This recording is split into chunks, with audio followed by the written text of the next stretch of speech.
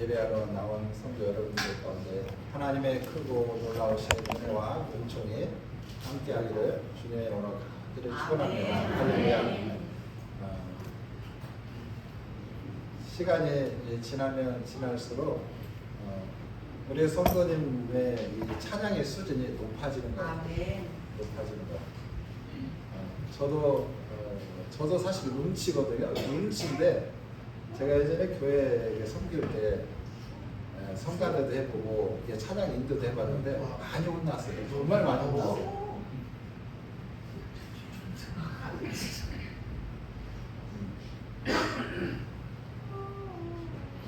너무 이렇게 많이 혼났는데 근데 그 혼남이 약이 됐어요.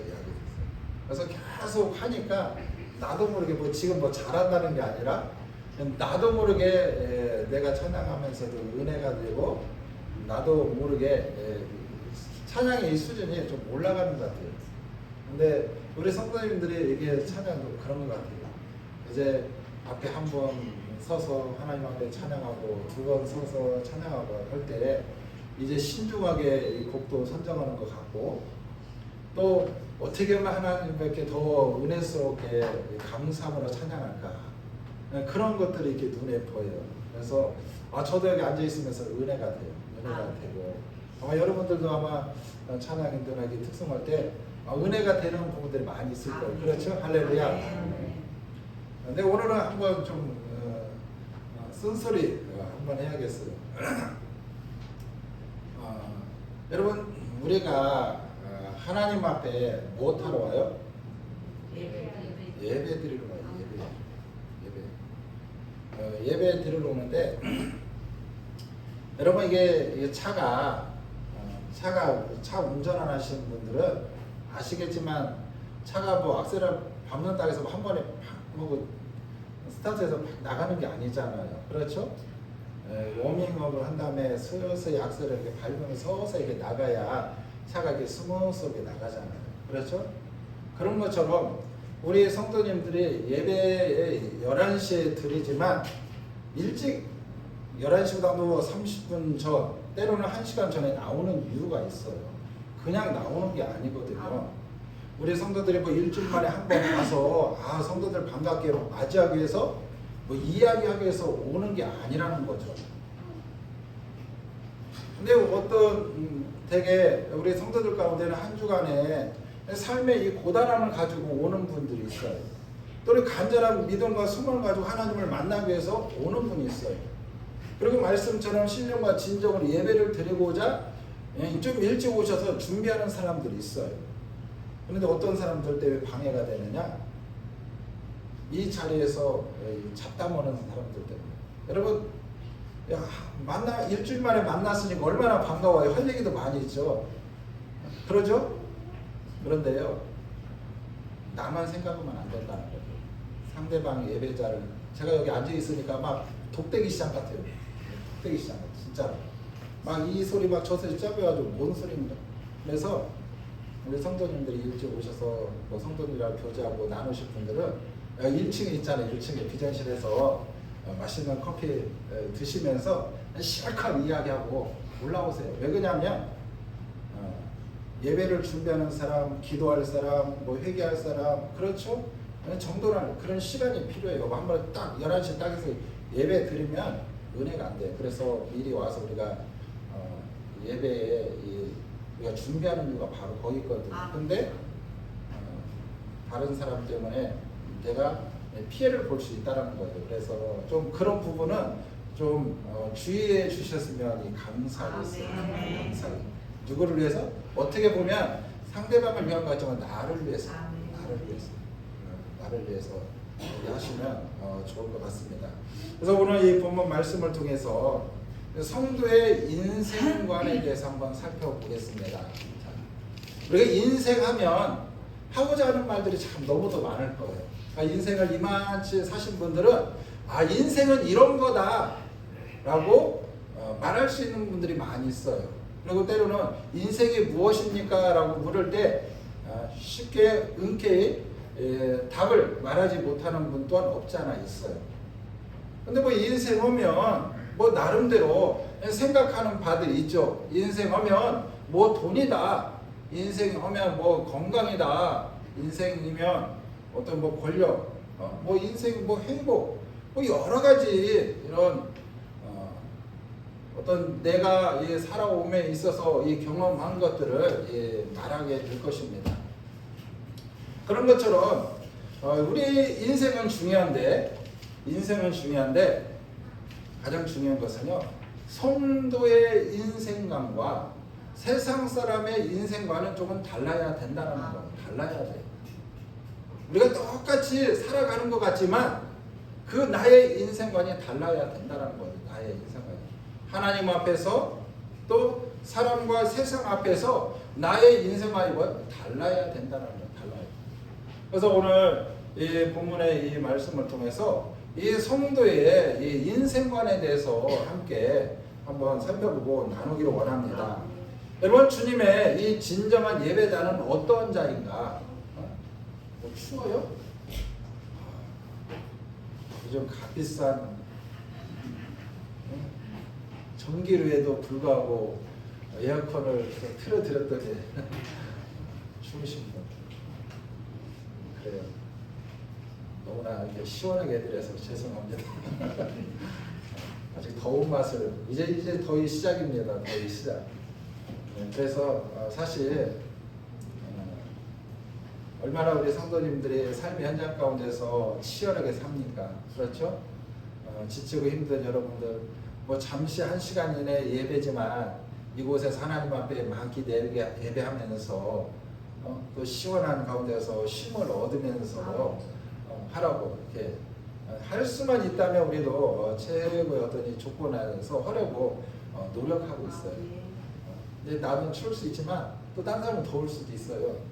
저기 올 때 뭐예요? 하나 걸치는 하나씩 가져와서 그러면 좋을 것 같습니다. 자, 주님의 진정한 예배자는 어떤 자인가?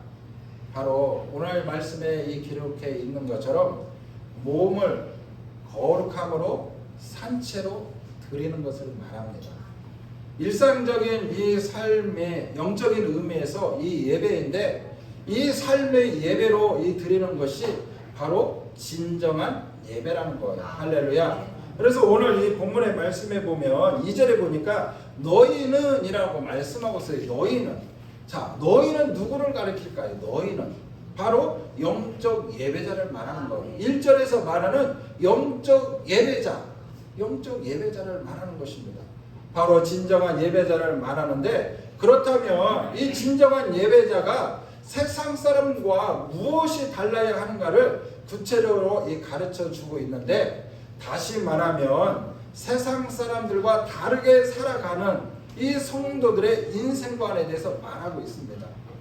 그래서 성도와 이 세상 사람의 인생관은 달라야 돼요. 똑같이 살아가는 것 같지만 달라야 된다. 자, 오늘 2절의 핵심의 단어가 무엇입니까? 오늘 2절의 핵심의 말씀이, 여러분 2절의 핵심의 말씀을 자세히 보면은 본받지 말고 변화를 받아 분별하라라고 말씀하고 있습니다. 본받지 말고 변화를 받아서 분별하라. 이게 핵심이에요. 핵심. 그렇다면 우리 성도가 무엇을 본받지 말고 무엇을 변화를 받아서 무엇을 분별하라 하는가, 이것을 알아야 돼요. 이것이 바로 하나님의 뜻이다라고 말씀하고 있습니다. 이것이 하나님의 뜻이다. 여러분, 세상 사람들과 다르게 살아가는 이 성도들의 인생관이 아주 잘 나타나 있음을 우리는 알 수 있습니다. 하나님께서는 성도들이 세상에서 바른 인생관을 가지고 그렇게 살아가기를 원하십니다. 어떻게 하면 하나님이 기뻐하시는 성도의 이런 바른 인생관인가? 오늘 이 말씀을 통해서 함께 은혜 나누기를 원합니다. 첫 번째, 이 세대를 본받지 말라라고 말씀하고 있습니다. 자, 그렇다면 무엇을 본받지 말라라고 말씀하시는가? 그런데 이 말씀이 2000년 전에 이 기록되어 있는데, 그 당시에도 이 세대를 본받지 말라. 그런데 오늘 이 말씀이 오늘 이 시대를 살아가는 우리에게도 똑같이 적용되는 하나님의 말씀인 줄 믿습니다. 할렐루야. 그렇다면 오늘 이 시대에 하나님의 귀한 자녀들이 살아가는 데 있어서 무엇을 본받지 말아야 하는가? 무엇을? 여러분, 사람의 이 삶의 패턴을 본받지 말라는 것입니다. 사람의 이 패턴을 본받지 말라. 여러분, 이 패턴에는요, 외적 패턴이 있고 내적 패턴이 있습니다. 자, 외적 패턴은 유행을 따르지 않는 것이다 라고 말할 수 있습니다. 자, 여러분, 성경에 보면 디모데전서, 우리 한번 성경 같이 보겠습니다. 디모데전서 2장 9절에서 10절 말씀 우리 같이 합독합니다. 시작. 또 이와 같이 여자들도 단정하게 옷을 입으며 소박함과 정결함으로써 자기를 단정하고 땀 머리의 금이나 진주나 값진 옷을 하지 말고 오직 선행으로 하기를 하노라. 이것이 하나님을 경외한다 하는 자들에게 마땅한 것이니라. 아멘. 아멘. 이 세대를 본받지 말라라고 말씀할 때 뭐라고 말씀하고 있느냐? 단정한 옷을 입는 거라고 말씀하고 있어요. 단정한 옷. 그 다음에 뭐요? 화려하게 치장하지 않는 것을 말하고 있습니다. 자, 여러분, 이 디모데전서에서만 말하는 것이 아니라 이 베드로전서에서도 말하고 있어요. 베드로전서 3장 3절 말씀 우리 같이 봅니다. 시작. 너희의 단장은 머리로 꾸미고 금을 차고 아름다운 옷을 입는 외모로 하지 말고 라고 말씀하고 있습니다. 여러분, 당시 이 로마의 여인들 사이에 유행했던 것이 바로 뭐가 있었냐? 이 머리를 따고 금은 보석들을 손에다 차고 또 이 귀에다 거는 이런 것들이 유행했습니다. 유행. 그리고 화려한 옷들을 입고 다니는 거. 이처럼 이 사치스러운 것들이 유행했다는 거예요. 그런데 여러분, 이 초대교회 이 성도들은 어땠을까요? 이 초대교회 이 성도들은요, 소박했고 또한 검소했고 정결했음을 우리는 알 수 있습니다. 그런데 오늘날 이 시대를 따라 유행하는 것들이 있습니다. 유행하는 것들이 있지요. 우리도 지금 뭐 시대를 거듭하면서 그 시대에 따라 유행하는 것들이 참 많이 있잖아요. 그래서 그 유행을 쫓아서 살아가는 사람들이 없잖아 많이 있어요. 많이 있어요. 여러분, 한때 우리 아이들 사이에서 로스페이스 이 옷이 유행할 때가 있었어요. 그래서 우리 학생들이 학교에 가면 이 옷을 입고 오지 않으면 다 왕따 당했어요. 이 옷을 입지 않으면 가난하게 되고 또 왕따 당하고. 근데 이 옷이 뭐예요? 한 벌에 막 20만 원, 막 30만 원씩. 부유한 사람들은 사주는데 부담이 없지만 가정 형편에 어려운 사람들은 그 아이에게 그 옷을 사주는 데 있어서 부담이 될까요? 안 될까요? 부담이 되죠. 그런 것처럼 유행을 따라 살아가는 사람들이 있어요. 유행을 따라. 별것도 아닌데. 요즘은 뭐 게임을 많이 하는 시대잖아요. 뭐 남녀노소 어린아이 장년 할 것 없이 저는 뭐 이게 PC방 같은 데를 이렇게 가보지는 안 해봤는데 이게 게임방 같은 데 가보면은 어른들이 많대요. 어른들이 생각해요. 어른들이 그 시대에 유행하는 그 게임에 중독되어서 가정에도 들어가지 않고 그 게임 뭐예요? 이틀 막 3일씩 하는 그런 사람들이 많아요. 근데 어른들뿐만 아니라 우리 학생들 한참 배워야 할 우리 학생들도요, 이 게임에 이 중독되어 있는 이처럼 외적 이 패턴, 이 그 세대에 유행하는 것들을 따라 이 살아가는 사람들이 너무도 많이 있다는 것입니다. 오늘 성경에는 이 여인들을 여러분 거론했지만 남자들도 마찬가지예요. 남자들도. 여러분, 남자들 오늘 하고 다니는 그런 행동을 한번 보세요. 여러분, 머리 모양 한번 보세요. 뭐 여기는 다 뭐 점잖게 이 헤어스타일을 하고 다니시는데 우리가 속된 말로 이 깍두기 머리처럼 하고 다니시는 분도 없잖아요. 있고 남자인데 뭐 여장처럼 이렇게 따고 다니시는 분도 있고 막 늘어 헤쳐서 다니는 사람도 있고 별별 사람들이 다 있습니다.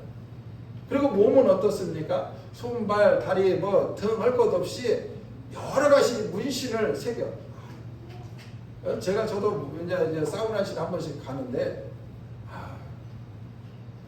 문신 참 막 그 등에다가 용을 막 이게 그려놓기를 하거나 또 여러 가지 그런 이 문신들을 세계에 놓은 사람들 많이 있습니다.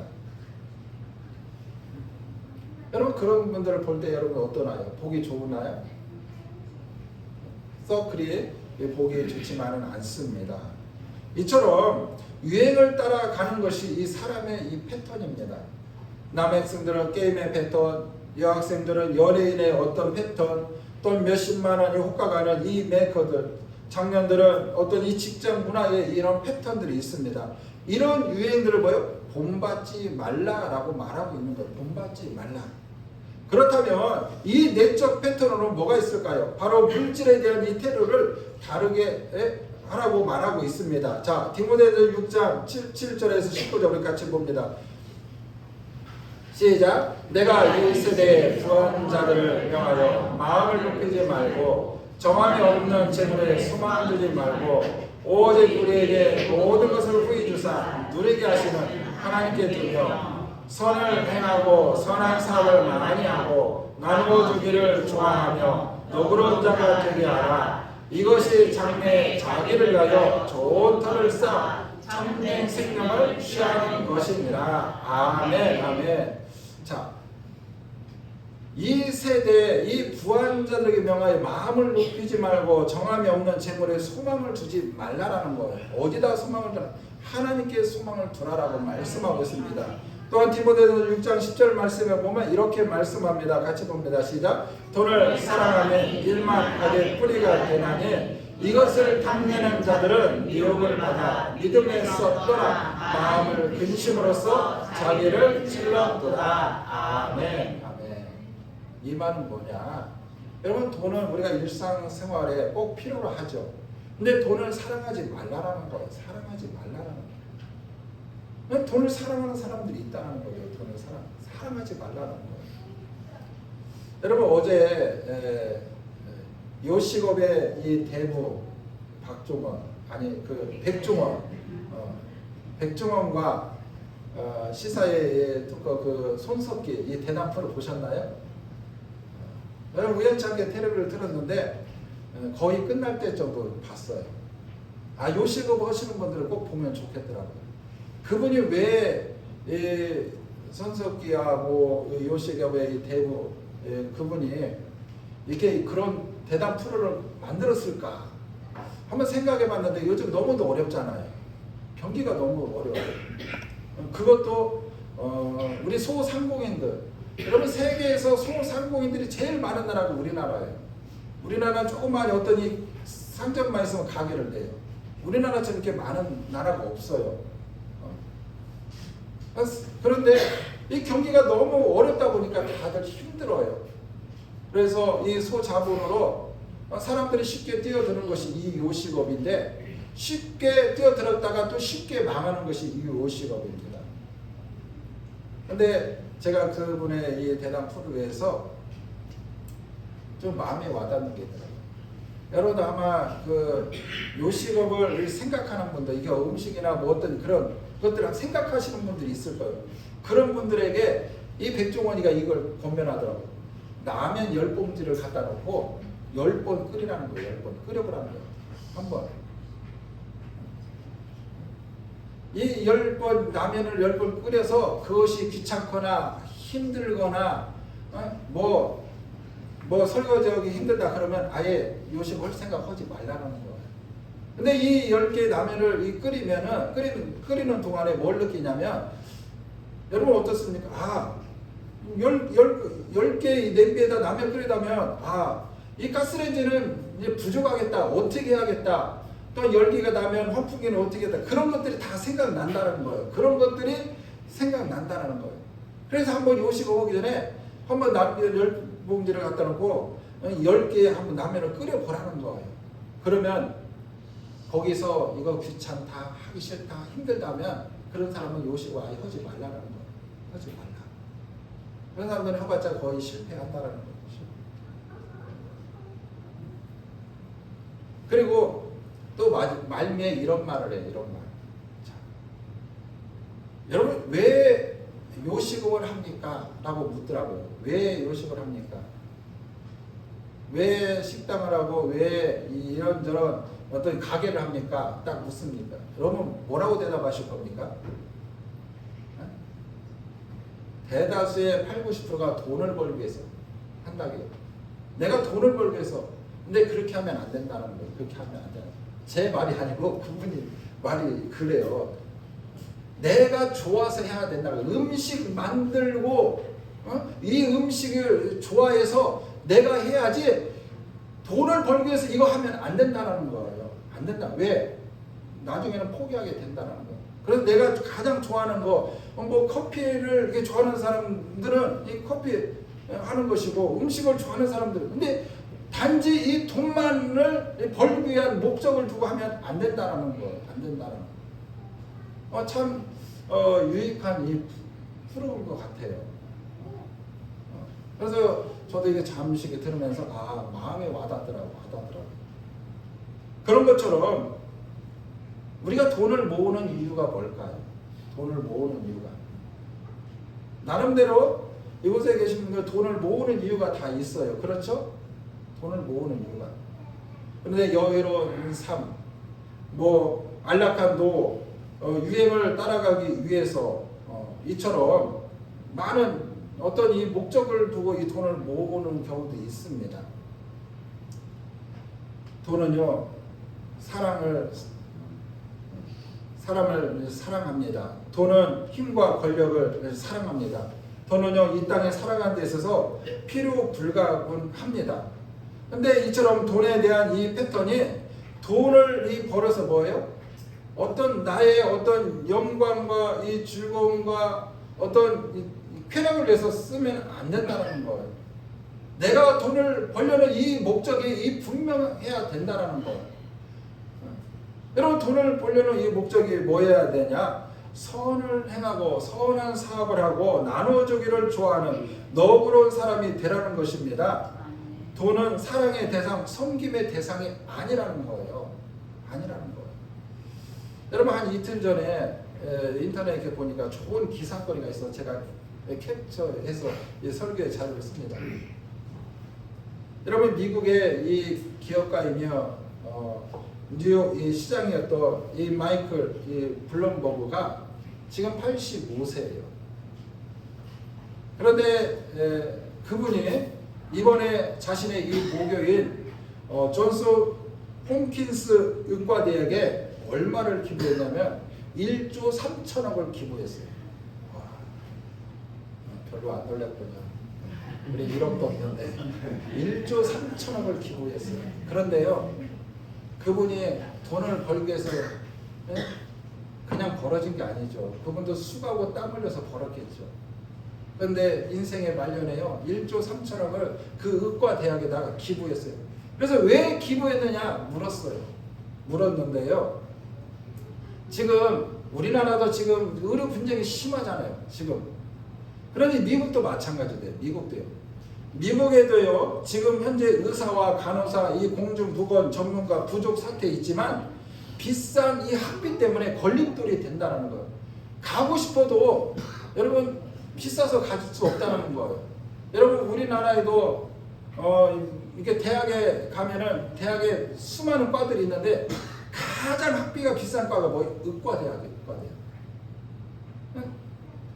공부를 잘해도 가고 싶어도 뭐 비싼 학비 때문에 갈 수 없다는 거예요. 근데 미국이 지금 그렇다는 거예요. 미국이.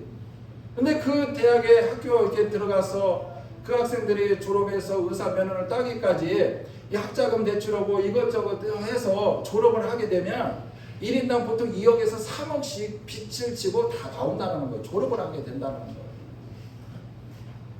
그래서 이분이요, 이 학생들이 마음껏 가서 공부할 수 있도록 훌륭한 의사가 될 수 있도록 이들이 전액 장학금으로 이 학교 다닐 수 있도록 이처럼 큰 금액을 기부했다고 합니다.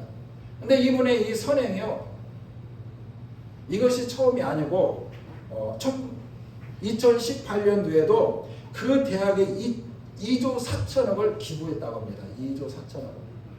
어려운 사람들이 정말 마음껏 이 대학에 다닐 수 있도록 학자금을 줄 수 있도록 그처럼 기부했다고 합니다. 여러분 우리나라와 상이한 점이 참 많이 있죠. 많이 다르죠. 맞습니다. 내가 왜 돈을 벌어야 하고 어디에 사용해야 하는가를 우리에게 깨닫게 해주는 하나의 일화가 아닌가 한번 생각해 봅니다. 이처럼 우리는 어떻게 목적이 분명히 있어야 된다. 목적이. 그래서 우리는 이 세대를 본받는 것이 아니라는 거죠. 본받는 것이 아니라. 그 다음에 두 번째, 이 마음을 새롭게 하여 변화를 받아라 라고 말씀하고 있습니다. 여러분 마음이라는 것은 이 지성, 성품, 생각, 의지, 감정들을 말합니다. 사람은요 자기 안에 있는 생각, 이 지성을 잘 안 바뀝니다. 그렇죠? 각자 우리 고유의 그런 성품, 어떤 이 지성, 인격들이 있어요. 근데 이것이 잘 안 바뀌어요. 안 바뀌어요. 아무리 많이 배워도요, 뭐 유명한 이 설교관, 이 목사님의 설교를 들어도 안 바뀌어요. 안 바뀝니다. 뭐 극소수의 사람들은 변할 수 있지만 잘 안 바뀝니다. 그러나요, 하나님은 변화시킬 수 있습니다. 할렐루야. 하나님은 변화시킬 수 있어요. 하나님의 말씀만이 사람을 변화시킬 수 있습니다. 그렇다면 사람들은 언제 마음의 변화를 가져오는가? 언제 마음의 변화? 여러분 한번 생각해 보세요. 여러분들의 인생에 지난 날을 좀 뒤돌아보면 우리의 마음에 언제가 이게 가장 변화가 올까요? 바로 자기 자신의 어려움이 찾아왔을 때, 이 고난이 찾아왔을 때 자기 자신의 이 마음의 이 변화가 일어나게 됩니다. 여러분 성경 속에서도요 이 마음의 이 변화가 있었던 사람들이 많이 있어요. 뭐 마태도 마찬가지고요, 이 삭개오도 마찬가지고, 이 바울도 이 변화되었던 사람입니다. 누굴 만남을 통해서? 예수님을 만남을 통해서 변화됐던 사람입니다. 예수님을 만나면 마음이 새롭게 되는 줄 믿습니다. 돈이 전부라고 생각했던 이 마태와 이 삭개오는 예수님을 만남을 통해서 마음이 새롭게 되었어요. 여러분 삭개오는 어떤 사람이었습니까? 많은 사람들로 하여금 저 사람은 나쁜 사람이야. 그 당시 로마 시대에 이 힘없는 이 백성들, 어려운 사람들에게 이 세금을 부과하고 뜯어냈던 그런 세무 일들을 했던 삭개오였어요. 그런데 그가 예수님을 만나고 인해서 그가 완전히 바뀌었습니다. 자, 어떻게 바뀌었습니까? 자, 누가복음 19장 8절을 같이 봅니다. 같이 합독합니다. 시작. 삭개오가 서서 주께 여짜오되 주여 보시옵소서, 내 소유의 절반을 가난한 자들에게 주겠사오며 만일 누구의 것을 제가 빼앗은 일이 있으면 내 갑절이나 갚겠나이다. 아멘. 할렐루야. 오늘 이 삭개오의 이 돈의 인생관이 완전히 바뀌게 됐어요. 무엇을 통해서? 예수님을 만남을 통해서 그 마음이 새롭게 되었다는 거예요. 새롭게 되었다는 거예요. 세상 사람들은요 자꾸 쥐고 내 것으로 만들려고 합니다. 그런데 예수님을 만나니까 어떻게 해요? 바뀌었다는 거예요. 바뀌었다는 거예요. 오늘 이 삭개오가 이렇게 고백하죠. 내 소유의 절반을 어떻게 해요? 가난한 자들에게 나눠주겠다는 거예요. 불쌍한 사람들에게 나눠주겠다는 거예요. 성도 여러분, 예수님을 믿었다고 하지만 계속적으로 이 과거의 생각으로 살면 마음이 새롭게 되지 않습니다. 사실 마음이 새롭게 되지 않아요. 변화되지 않는다는 거예요. 예를 들면 사람들이 이게 처하게 되면 평상시에 이 감춰진 자기의 어떤 생각에 따라서 이 판단하게 되어 있어요. 내 모습은 변한 것 같지만 여러분 어떻습니까? 내 속에 있는 것들이 튀어나온다는 거죠. 튀어나온다. 그래서요, 이 불교 신자들은 이 모든 것이 팔자소관이다 라고 말합니다. 아, 내가 이렇게 된 거냐? 팔자소관이야. 무속신앙들을 갖고 있는 사람들은 어떻습니까? 귀신이 노예했으니까 귀신을 달래기 위해서 굿을 하거나 우리 조상의 묘를 다시 파묘해서 옮겨야 된다고 말하고 있습니다. 왜 그럴까요? 바로 사람들은 알고 있는 수준에서 생각할 수밖에 없기 때문에 그렇습니다. 믿는 사람들은 불행을 만나면 여러분 뭐라고 말합니까? 하나님께서 나를 시험하시는 거예요. 하나님께서 이런 과정을 통해서 나를 연단하시고 계시는 거야. 이렇게 생각합니다. 이는 영적으로 생각하는 사람입니다. 영적으로 생각하는. 그런데 자꾸 불교나 무속의 신앙으로 생각하고 판단한다면 그 사람은 아직 마음이 어떻게 새롭게 변화되지 않았다라는 거예요. 아직 변화되지 않았다. 무늬만 기독교 신앙이지 진정으로 새롭게 된 사람이 아니라는 것입니다. 여러분, 한 통계에 의하면 유명 이 무속인에게 찾아가는 그 주 고객의 이 40%가요 바로 교회에 다니는 사람들이라 말합니다. 교회에 다니는 사람들이 유명한 무속인들에게 찾아와서 자기의 신세를 털어놓고 앞으로 어떻게 될 것인가에 대해서 묻는다라는 거예요. 여러분, 이런 사람들은요 아무리 오랜 세월 교회에 다녔다 할지라도 마음이 새롭게 된 사람이 아니라는 것입니다. 그렇다면 마음이 새롭게 된다는 것은 무엇인가? 마음이 새롭게 된다는 것, 제가 크게 세 가지로 한번 예를 들어서 말씀드리면, 인생관이 바뀌는 것입니다. 내가 새롭게 됐다는 것은 내 인생관이 바뀌는 것입니다. 즉 인생은 참 아름답다. 하나님의 뜻이 있어서 나를 이 땅에 보내셨다. 그런 생각을 가지고 살아가는 거예요. 내가 비록 가진 것이 없고 내가 비록 아파도 하나님께서 나를 이 땅에 필요로 하기 때문에 나를 보내셨다. 자기 인생관을 그렇게 아름답게 보는 것입니다.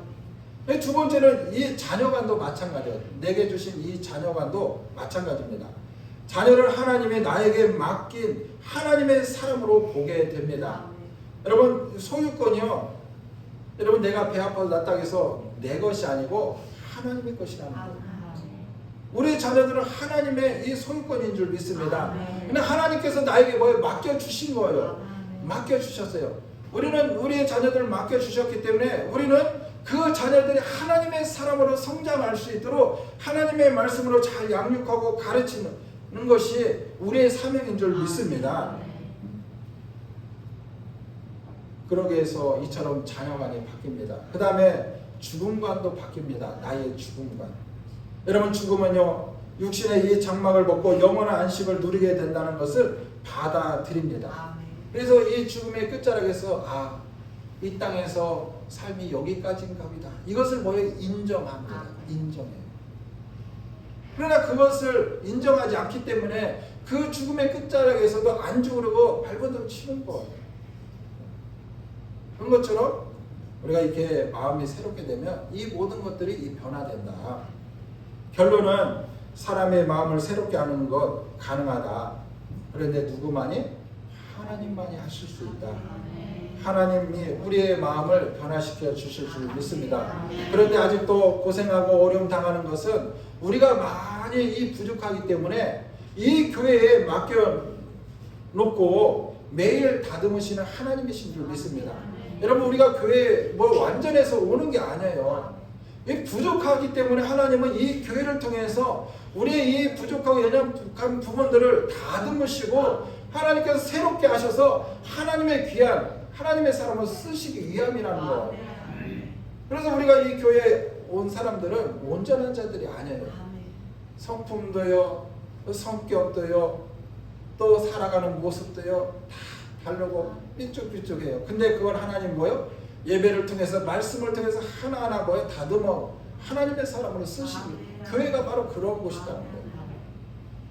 여러분 마음을 변화시킨 하나님이 여러분 얼마나 고생스럽겠습니까? 하나님께서 이처럼 가정을 맡기시고 회사를 맡기시고 자녀를 맡겨놓으시고 다듬어 가시는 하나님이신 줄 믿습니다. 여러분 에베소서 4장 23절 24절 같이 한번 보겠습니다. 시작. 오직 너희 심령이 새롭게 되어 하나님을 따라 의와 진리와 거룩함으로 지으심을 받는 새 사람으로 입으라. 아멘. 여기서 여러분 의라는 것은 왕을 말하고 있습니다. 그 다음에 진리라는 것은 선지자를 말하고 있습니다. 그 다음에 이 거룩이라는 것은 제사장의 이 사명을 말하고 있습니다. 왕같은 선지자, 이 제사장을 말하고 있는 거예요. 그래서 이 베드로에서 보면은 너희가 뭐예요? 왕같은 제사장이다 라고 말하고 있잖아요. 그러니까 끊임없이 마음이 새롭게 하는 것은 말씀에 비춰 세속적인 것은 뽑아내고 성경이 하라는 대로 하게 되면 마음이 날마다 새로워지는 줄 믿습니다. 할렐루야. 그래서 성경이 하라는 것을 하고 하지 않는 그런 삶을 살게 되면 나도 모르게 하나님의 사람의 그 마음으로 변화되는 줄 믿습니다. 할렐루야. 그 다음에 이 마지막으로 하나님의 뜻을 분별하라라고 말씀하고 있습니다. 분별하라. 여러분, 하나님의 뜻을 분별할 수 있는 능력은요, 함께 나눈 말씀처럼 세상을 본받지 않고 마음을 새롭게 변화를 받아야 가능합니다. 그럴 때 하나님의 뜻을 우리는 분별할 수 있는 거예요. 분별할 수 있다. 여러분, 어떤 이 분별력을 가질 수 있게 됩니까? 바로 이것이 하나님의 뜻인가, 사람의 뜻인가. 여러분, 그렇잖아요. 우리도 살면서, 신앙인으로 살면서 이것이 정말 하나님이 원하시는 것인가, 사람이 원하시는 것인가, 분별하지 못할 때가 있어요. 근데 이것을 분별하는 게 은혜예요. 분별하는 거. 그 다음에 무엇이 선하고 악한 것인가, 분별하는 거 중요하죠. 여러분, 분별하지 못하기 때문에 악을 하는 거예요. 악을. 이것이 하면 나쁘다, 이것을 하면 죄를 짓는다, 이것을 하면 안 된다는 거 모르기 때문에 하는 거예요. 선과 악을 분별하는 거. 그 다음에 하나님의 마음에 드는 것과 싫어하는 것. 무엇이 하나님의 마음에 드실까, 하나님이 싫어하는 것, 무엇을, 이걸 알아가는 거, 이 분별. 그 다음에 완전한 것, 불완전한 것을 분별할 수 있는 능력.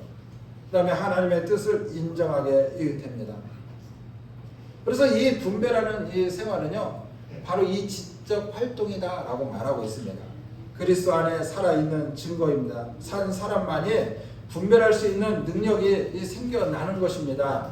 하나님의 뜻을 결정하는 생활입니다. 사단이 우리를 끊임없이 미혹하기 때문에 분별력이 떨어지기에 하나님의 뜻을 분별할 수 없는 거예요.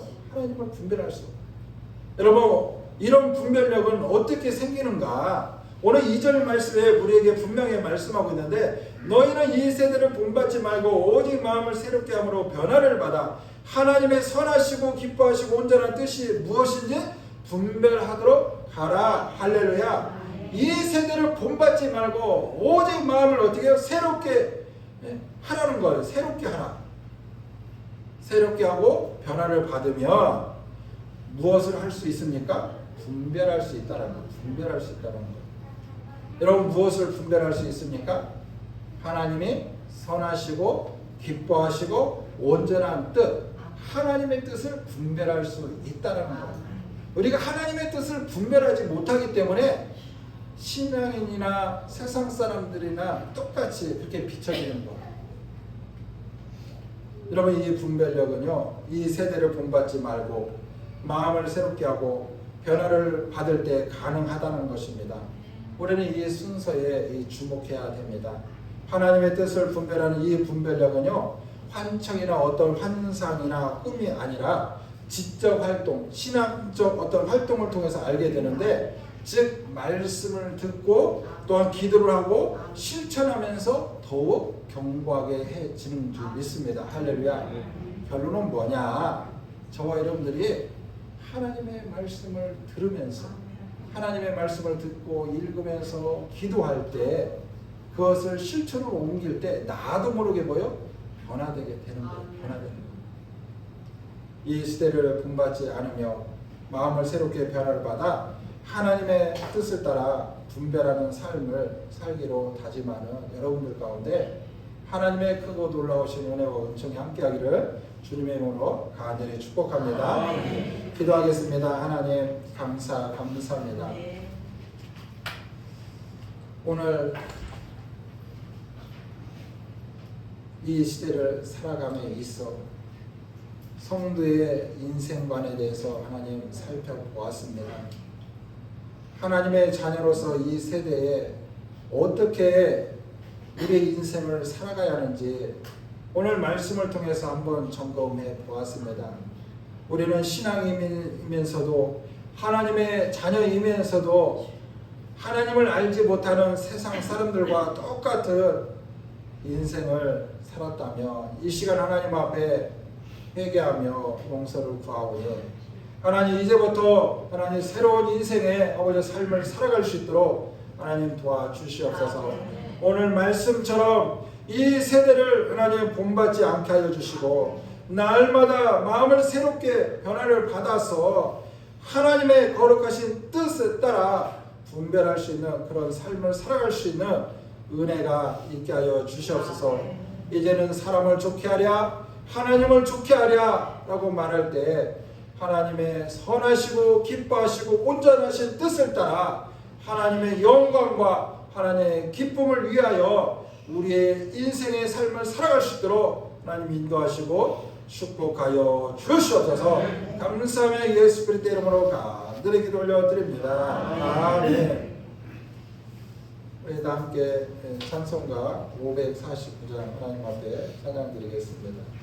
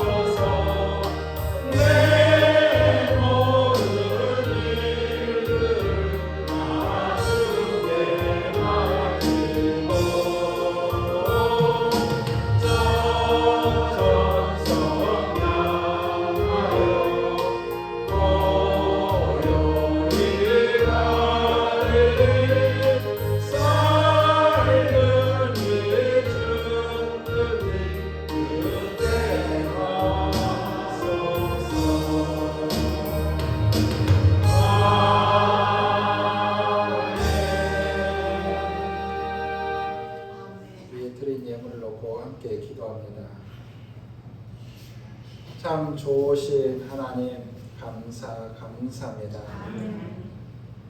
오늘도 하나님의 부르심 가운데 하나님 앞에 찾아나와 하나님을 찬양하며 예배하며 우리의 몸과 마음을 산 제물로 드리게 하신 하나님 감사합니다. 또한 하나님의 귀한 자녀들이 이 땅에서 가장 하나님 소중하게 여기는 또한 귀한 예물을 물질보다 하나님을 더 사랑하기에 하나님 아끼지 않냐고 하나님 앞에 드렸습니다. 하나님 이 예물 하나님 받아 주시옵소서.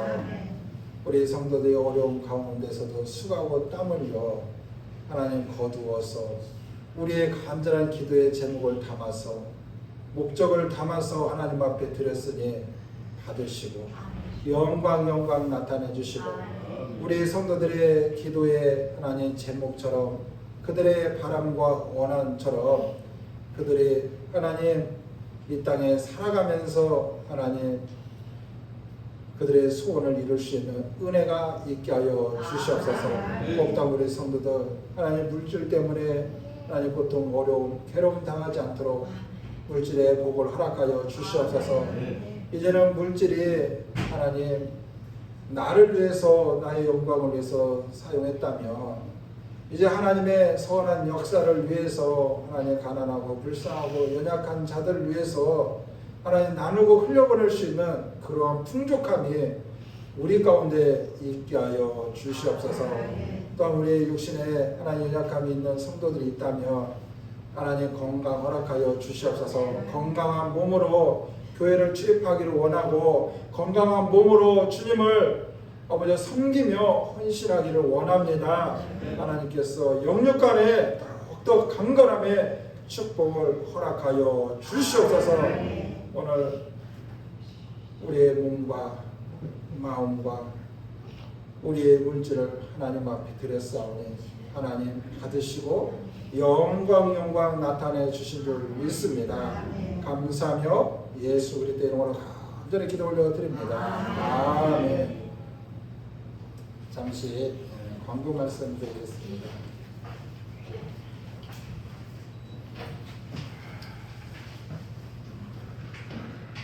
저희 향기나는 교회 오신 여러분들을 주님의 이름으로 환영하고 축복합니다. 오늘 이제 예배 마치고 오후에는 노방 전도가 있습니다. 복음 전도에 함께하기를 원하시면 함께 남아주셔서 함께하기를 간절히 소망합니다. 다음 주 이 특수문 예찬 3팀 준비해 주시기를 바랍니다. 그 다음에 교회 학예 야외는 28일로 결정되었습니다. 우리가 매 주일 난 예배 11시에 드리는데 이날은 1시간 앞당겨서 10시에 드리고 11시에 출발하겠습니다. 그래서 여러분들이 이렇게 구별하시면 좋겠습니다. 그래서 차량 운행하시거나 타시는 분들은 예전 시간에 1시간 앞당겨서 이렇게 하시면 좋을 것 같아요. 끝나서 12시에 가면 여러분들이 너무 시장도 하실 것 같고 복잡할 것도 같아서 11시에 이렇게 출발해서 가는 걸로 하겠습니다. 그래서 이 작년에 가셨던 곳인데 다 예약해놓고 왔습니다. 그래서 가고 이제 좀 이게 준비할 그런 물품들이 있는데 그런 것들은 넷째 주 식사 당번에 이게 함께 준비하시면 될 것 같아요. 많은 건 아니고 예를 들면 상추나 쌈장 그 정도 함께 이렇게 빠뜨리지 않고 이렇게 챙겨서 우리가 시켜서 드시는 것이 아니라 우리가 가져가서 이렇게 드시려고 해요. 시켜서 뭐 드실 것도 없고 가격도 비싸고 해서 여기서 이렇게 준비해서 이렇게 가져가겠습니다. 그다음에 다음 주까지 이 장마 기간이라고 합니다. 장마 기간이 아직 끝나지도 않았는데 이 호우로 인해서 우리 성도님들 가운데 이 침수 피해를 입으신 분들이 많이 계십니다. 이러한 때에 우리 성도님들이 서로 위로하고 기도로 힘을 실어드리는 그런 은혜가 있기를 간절히 소망합니다. 우리 교회도 물이 막 찼었는데 제가 보니까 우리 성도님들 가게 하시는 분들 물을 막 차가지고 어떤 연장이나 의료 같은 것들이 피해를 좀 보신 것 같아요. 그래서 저도 이번에 알았는데 이런 자연재해에 피해가 되면은 국가에서 보상을 해준대요. 근데 그런 이제 근거가 있어야 돼. 근거가. 그래서 물이 찼으면 사진을 찍어놓고 뭐 냉장고 안 된다면 냉장고 사진 찍어놓고 물이 찼으면 물을 퍼내는 거. 그다음에 그런 것들을 이렇게 다 이렇게 사진을 찍어두면 동사무다 이렇게 신청하면 전액은 아니더라도 일부분에 보상을 해준대요. 저도 뭐 보상 저도 모르고 그냥 동사무소 전화했어요. 왜 전화했냐면 해마다 얘가 막 침수 피해가 있어서 와서 좀 보라고 전화했는데 저는 이렇게 피해 뭐 신고한 줄 알고 전화가 왔어요. 뭐 피해 본 거 있어 와서 이게 접수라고. 그래서 알았습니다. 그래서 혹시나 차후에라도 여러분들이 뭐 어떤 이런 물적 피해가 있으면 미리 이렇게 물 차고 피해 본 것들을 사진을 찍어서 그냥 간단하게 동사무소 신고하면 그분들이 산정해서 이렇게 피해 보상이 나온다고 합니다. 그렇게 하시면 생활에 지인 것 같습니다. 다음 우리 성도님들이 경영하는 사업장을 위해서 기도해 주시고 이용해 주셨으면 감사하겠습니다. 아직 초복이 안 됐죠? 초복이 안 됐음에도 이번 밥당을 하신 분이 삼계탕을 준비했다고 합니다. 아주 더운데 수고하고 있으셨는데 우리 성도님들이 그냥 가지 마시고 삼계탕 한 그릇씩 다 드시고 가시면 좋을 것 같습니다. 우리 이 시간 축복송 찬양하고 축도로 예배를 마치겠습니다.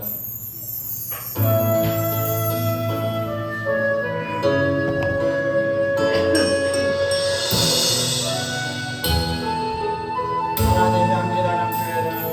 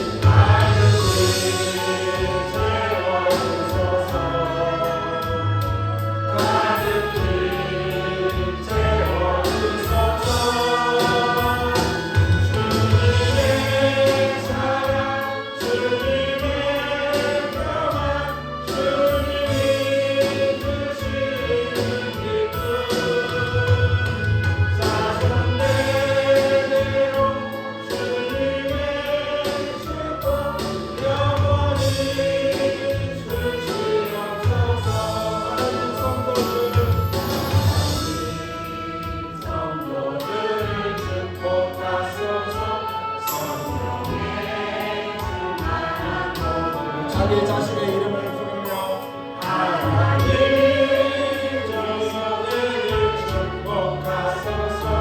만사용 동안 오르러 가득히 채워주소서. 가득히 채워주소서.